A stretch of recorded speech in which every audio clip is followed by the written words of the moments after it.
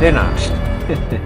Kwame. Super happy to have you here. I mean, I've spoken to I think a few founders already, and I thought I loved the conversations around EdTech, but bruh, I guess the love is getting deeper because I I would say that I'm in a very privileged position. I think I mentioned that in one of the episodes, that I consider myself very lucky to be in the position where I get to speak to founders who are leveraging on technology to improve teaching and learning in the classroom, and then also improving education, administration, and delivery overall. And I think that's the continent is bursting with, really vibrant, enthusiastic, passionate founders who are doing everything that they can, especially with the way technology is evolving. And in a sense, doing what they can to tie it to our problems, right? And bring some sort of life to it. Why why are you passionate about what you do? Uh, I think that education is very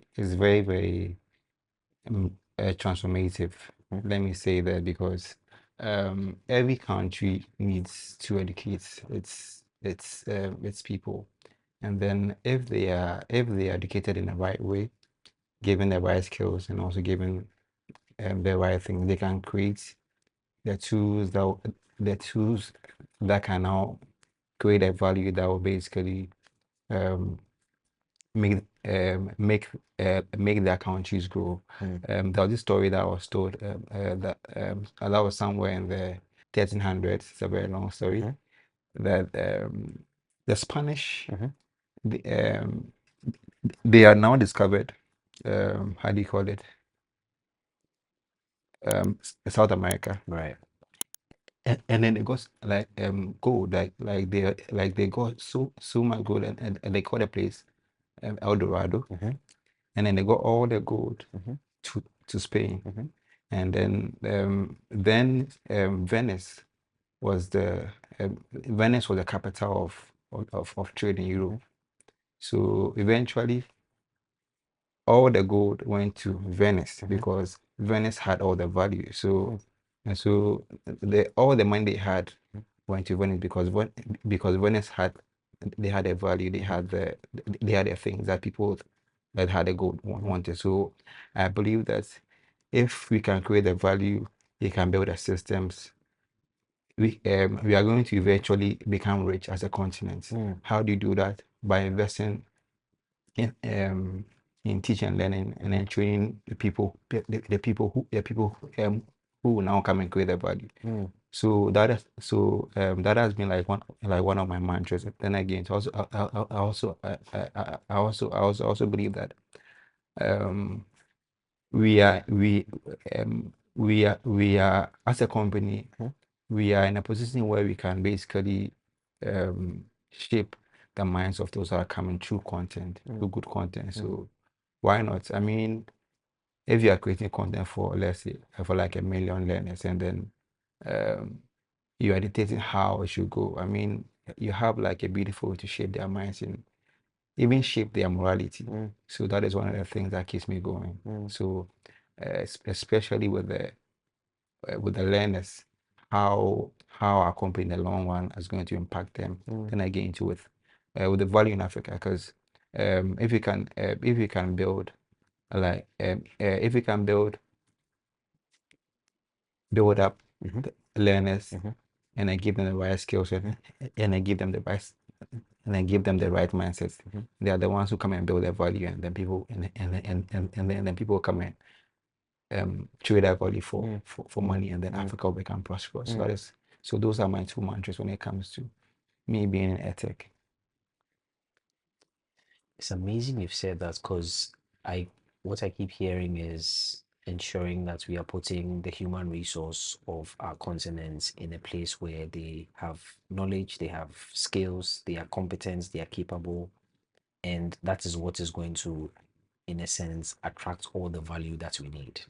And that makes a lot of sense to me because ultimately you can have a situation where there will be a group of people who are blessed with all of the things or resources that other people view as valuable, right? But if the people do not get that knowledge, are not put in a position where they are competent, where they are capable, they would have all of the goodness around them, but they can't do anything with them, Exactly. I right? think Africa is a beautiful example of what you are saying. We have all the resources, but we don't have the mindset and the skills to be able to transform this into value. Mm, And so at the end of the day, you're going to sell for less, and then someone transforms it into something good, and then you're going to pay right. a lot for it. Mm, So that is that is my main vision when it comes to edtech. mm, Man, shaping the minds of the young one, and also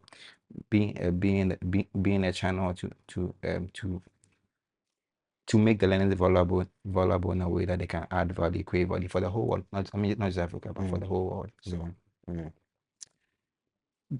Really good response. I truly appreciate that, and I think that one of the things I want to highlight as well is the fact that um to get into this space, the edtech space specifically, I don't think you can do it successfully without having a certain passion for wanting to see us improve our lot, specifically when it comes to our human resource. And exactly, yeah, I agree at with least that. with the few I've spoken to and the interactions I've had, I think that I sense that from all of the few founders I've spoken to. What would you say was that aha moment, right, that led you to create your edtech solution, Nikasemo Technologies? It's a very funny story. I've said this a lot of times. Mm, So in 2014, I was in UG. I did a okay. course masters. Okay. Very, very tough course, UG.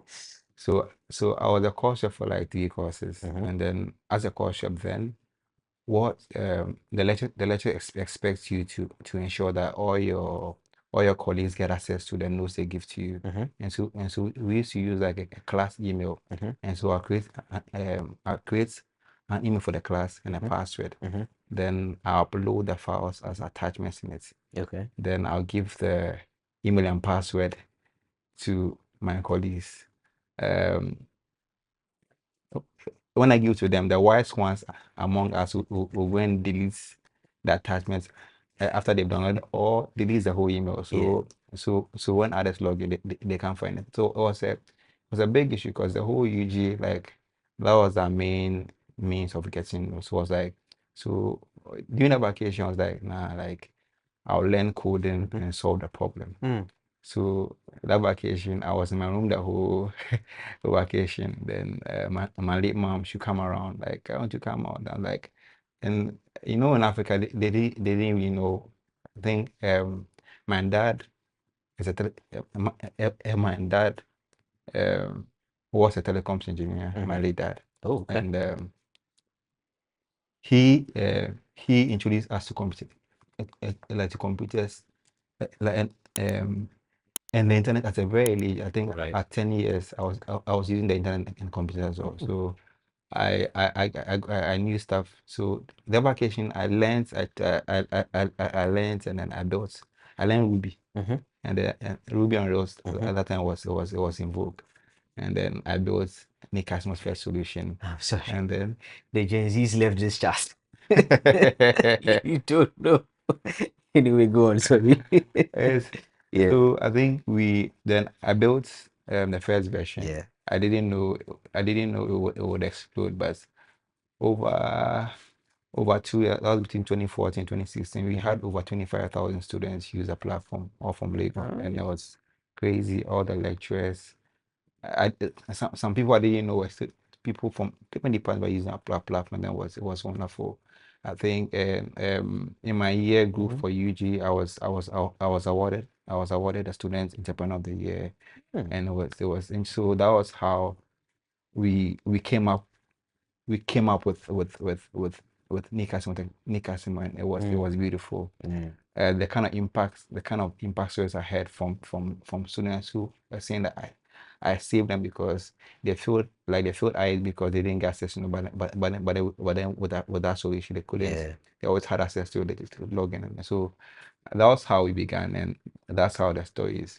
And we believe that we are going to transform the whole of EdTech, not just notes, but then other things as well. Mm, So that's how that like that is Nikasemo the story, story. how we came up.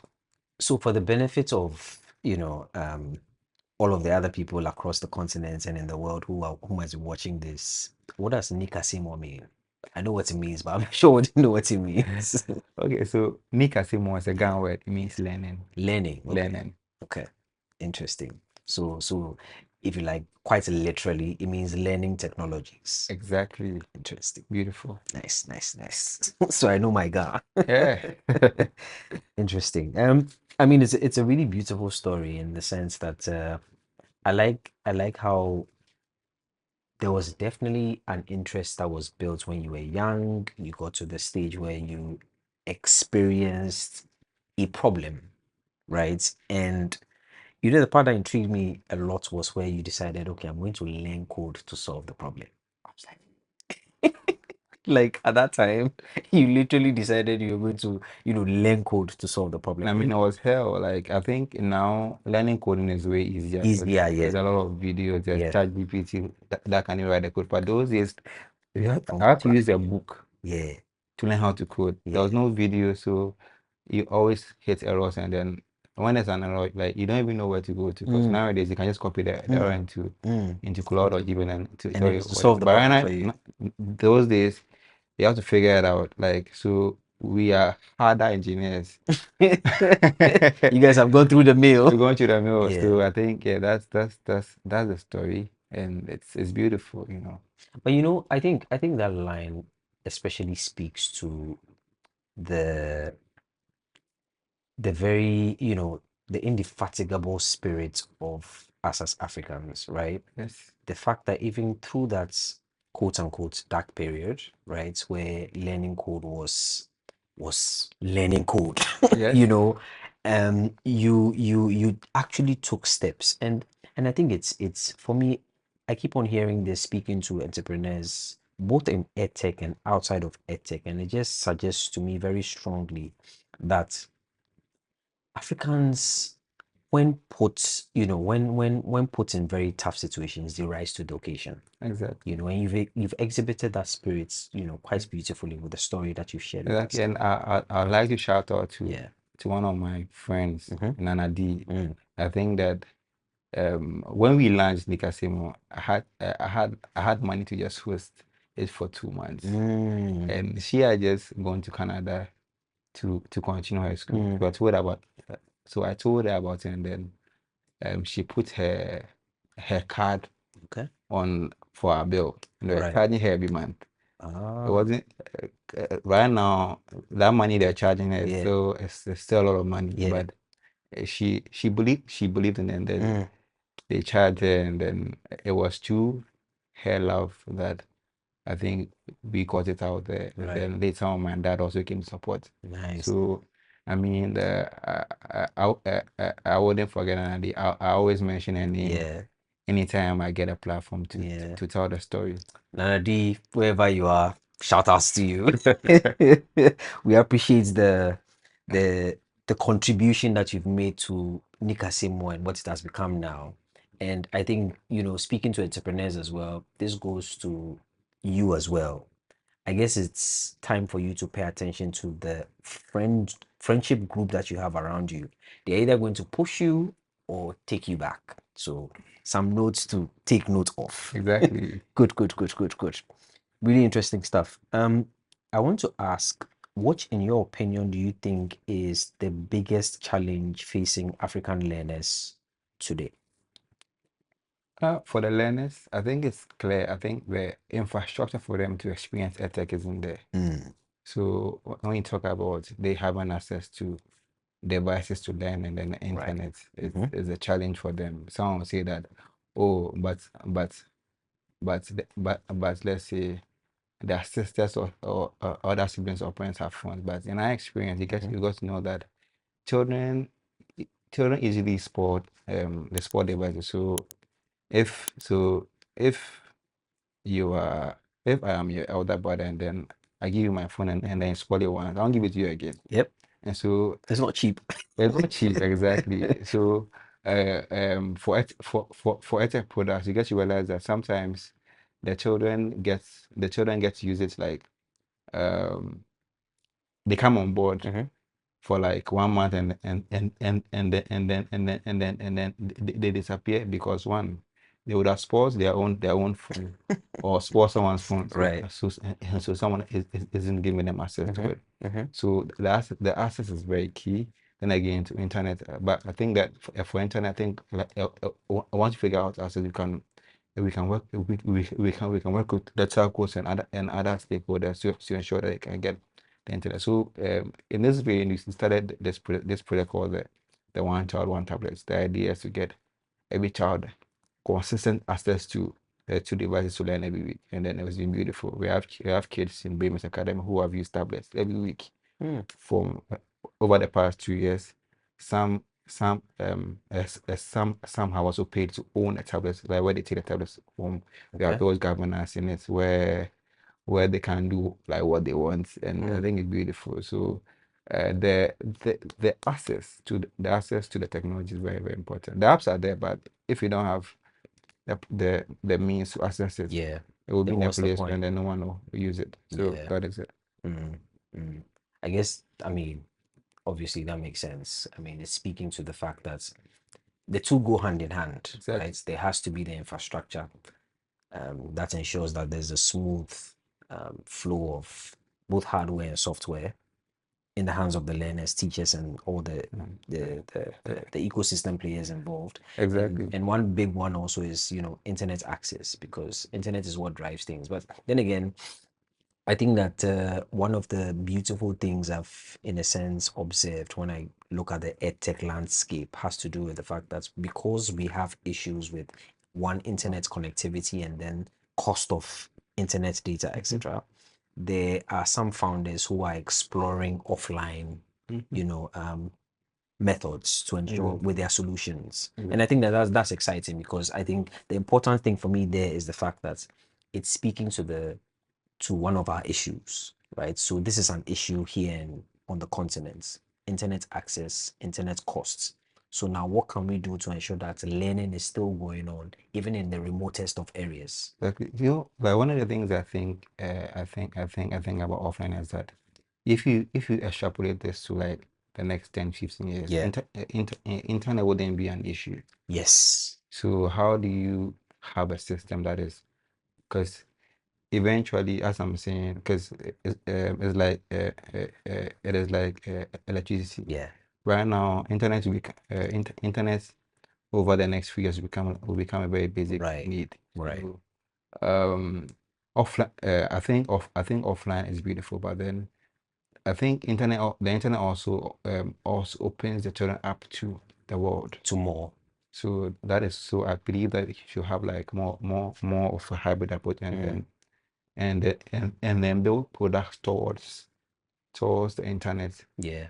That means that you are hopeful about the future, and Yeah. knowing that knowing that there will be expansive service of internet Yeah. over the years, and Yeah.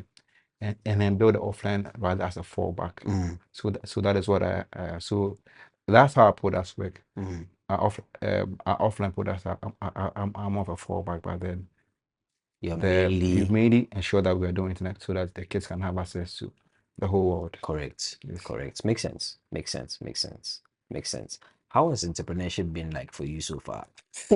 Because I know, I mean, first off, there's entrepreneurship in Africa. Number two is entrepreneurship here in Ghana, our home Exactly. country.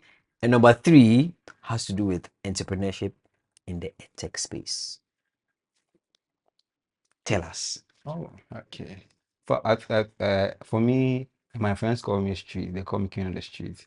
Yes, I think that for you to be able to survive, you have to know you have to know the ropes. Yeah. You understand? And the entrepreneurship in Africa and Ghana and it's very difficult. A lot of times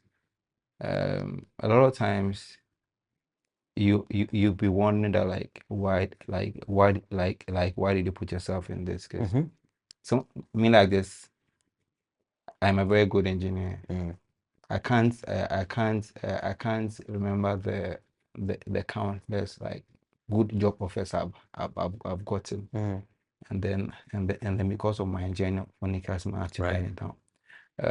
I think a year ago I got a very juicy offer, and then my mom was like, "I have to take." Even me, I'm screaming. Why did you do this?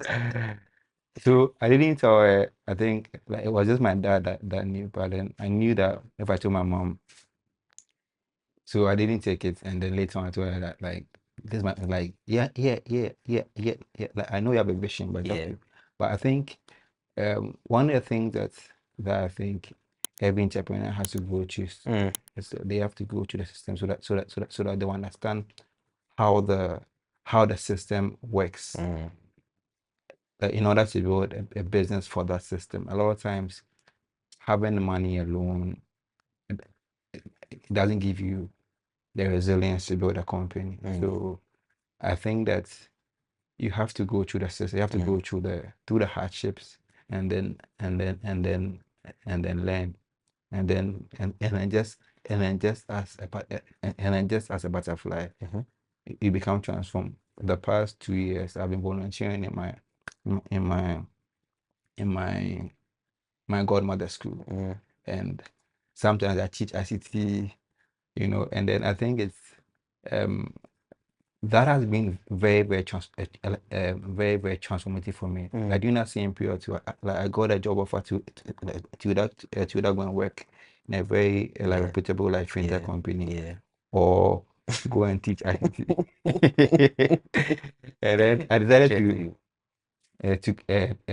to go and then do the ICT because one I had access to a school yeah. that I can use my product, that will use my product, that we can build so much things for. So Mm-hmm. I chose that, and then it's been beautiful. I've learned so much. I've built a very solid business right now. Edtech is in 40 schools, and then if I'd gone to work, Quick. I would have gotten some money, but Yeah. I wouldn't have built the leverage and experience I have now. Yeah. So I think it's hard, but you have to go through it. Yeah. Because if you don't go through it, Charlie, Mm. you will never you will never really make it as an Mm. entrepreneur. So it's hard, but you have to learn how to manage relationships, how to communicate the entrepreneurial way. Yeah. It's entrepreneurship is a whole bug machine. So you have to learn it, and then it's learned the hard way. I'm not trying to describe people, but it's hard. Mm. We like to Glamorize romanticize it. it, but Yeah. then Charlie, Yeah. it's not what it looks It's the like. wild, wild west over there. Exactly. No, but I think I especially like the bits where you stress on fulfillment, right? So there's the bit about doing the work, building and offering the solution, etc. But then there's also that bit where seeing, schools use your products and getting that feedback to where you solve the real pain points, Exactly. right? That fulfillment that comes with it. Exactly. And then Yeah. one thing that people forget too Mm. is that your first solution isn't a solution. Right.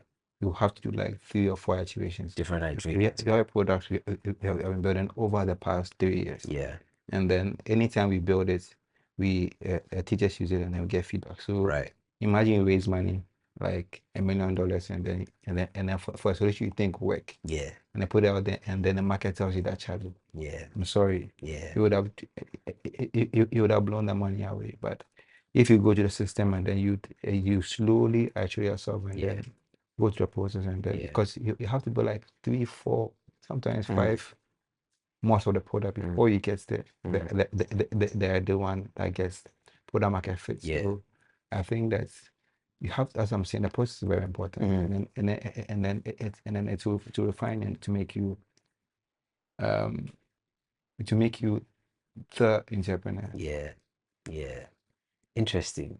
I like that. It will make you the entrepreneur. In other words, there's no shortcuts to it. You have to go Uh, through it. I think the follow-up question for me is, so if you had unlimited funding, mhm. right? Putting you in this hypothetical situation. If you had unlimited funding today, what's that one thing that you would do to transform education on the continent? Unlimited funding. Unlimited funding. I want you to like, They're nothing like that, but let's yeah, assume that yes, we are in let's that. do that. Let's Uh, dream a little. let's dream.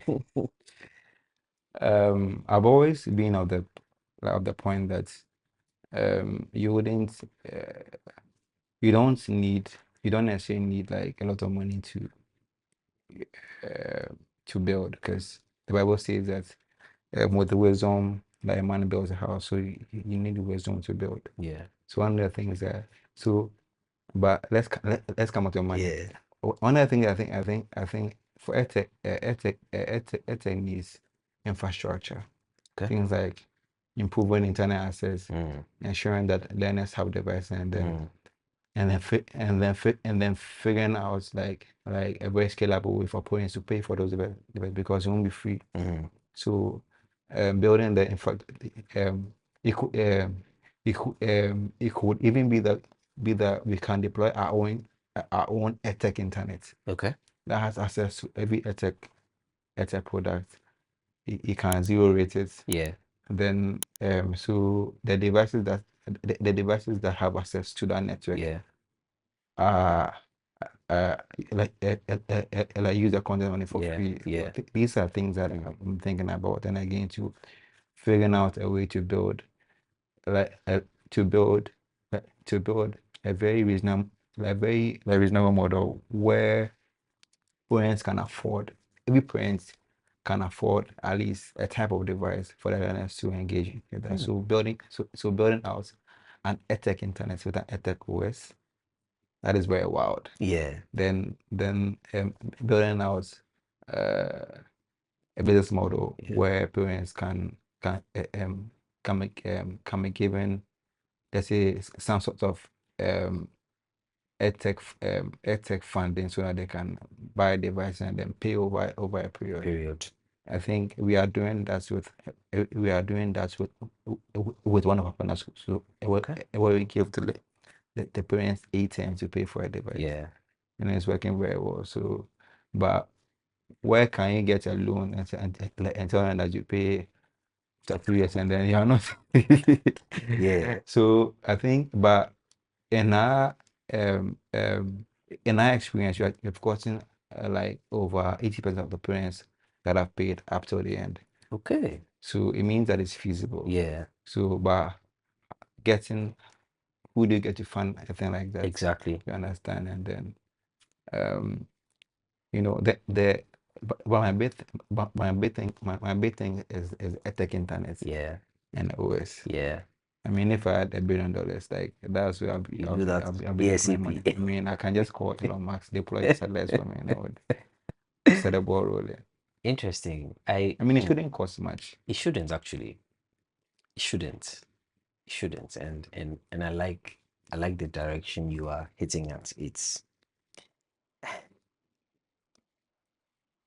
hmm, And one of the yeah. things that I think that blows my mind to this is that no, my dad is a telecoms engineer, Yeah. and I think they built like a lot of the infrastructure Mm, that's people like Edtech guys, the okay. internet now. Okay.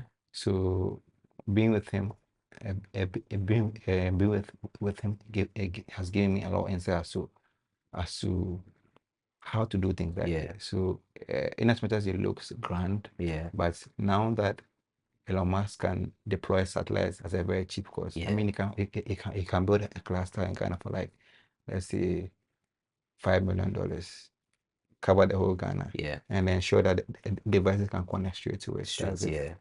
I mean, MTN spends so much money building towers and stuff, Mm-hmm. Mm-hmm. and then, but if you have that, and then you have some revenue model where parents are paying some money Yeah. every month. I Yeah. mean, this is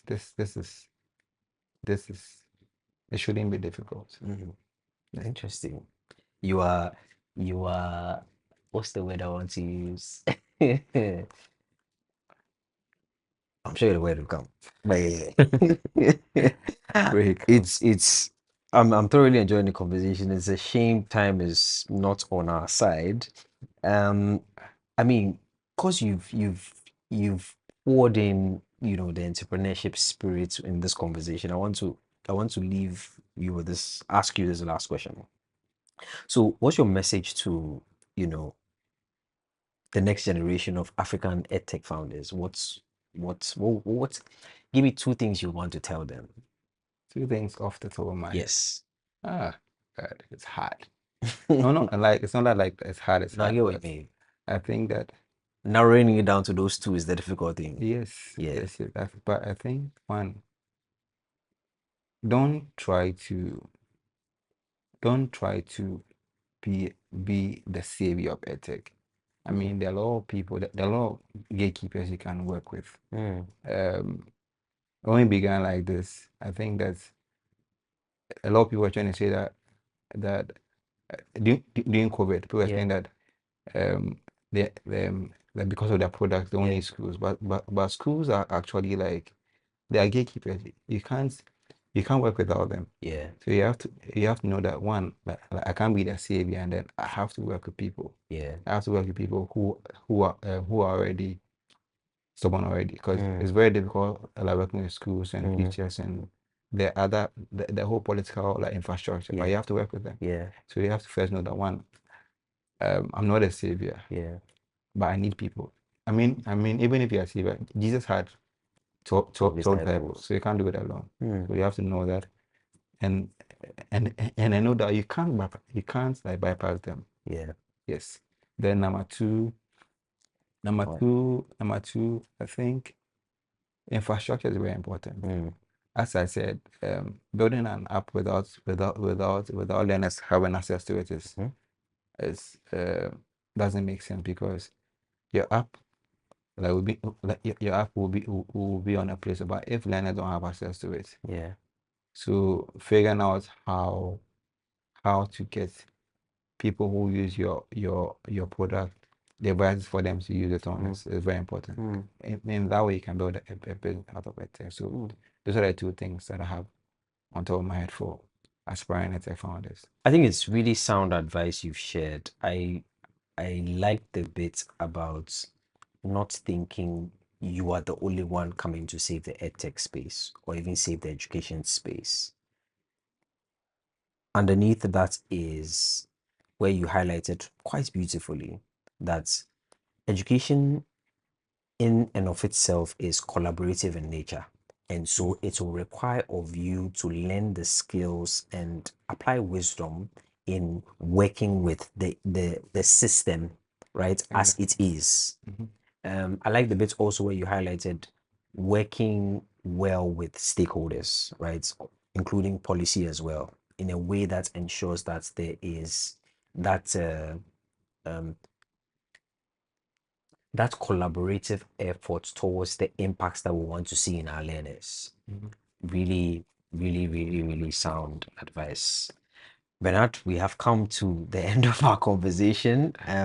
I would say truly, I've really appreciated you and the entrepreneurial angle that you brought. You've brought that quite strongly into the conversation that we've had on, African EdTech voices today. And it's there were lots of gems I've picked, and I hope that viewers picked up a thing or two. I'm sure you've written things down. We have this closing tradition where the last speaker left a question for you to answer, and after that you also leave your question for the next Wow. guest that we are going to have. So the last speaker asked and requested of us to ask you this question. So he's asking, where do they fall in the ecosystem that they think they can offer more value in the market?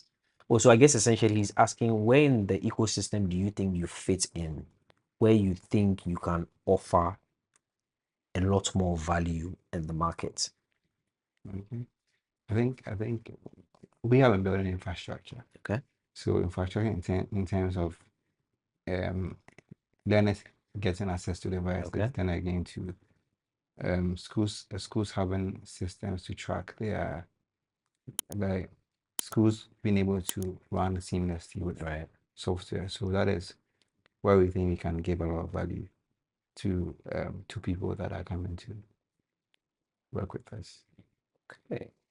Interesting. And that's where you think, as Nikasemo Technologies, you offer that value and offer it very well. Yes, exactly. Fantastic. Bernard, thank you so much. This was a very, very good conversation. I've picked up a lot. I thoroughly enjoyed, getting you on to speak on this show of ours called, African EdTech Voices. Your voice as an African founder in the EdTech space is valuable. You shared a lot of gems that I myself, as a storyteller, has picked lessons here and there. And so, viewers, leave comments, like, subscribe. If you're looking forward to the next EdTech founder on this show of ours called the African EdTech Voices, there's more to come. Can assure you there's more to come. There's really, really interesting stuff that you'd hear and then enjoy. Until next episode, please stay safe.